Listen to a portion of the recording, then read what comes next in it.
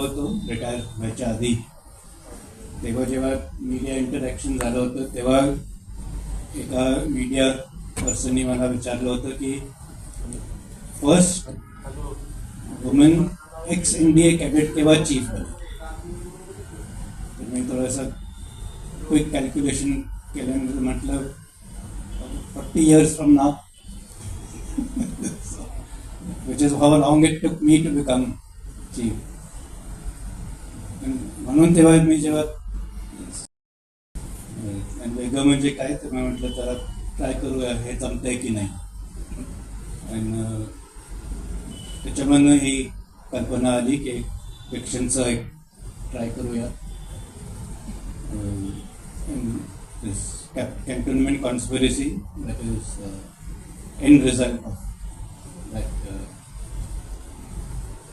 पण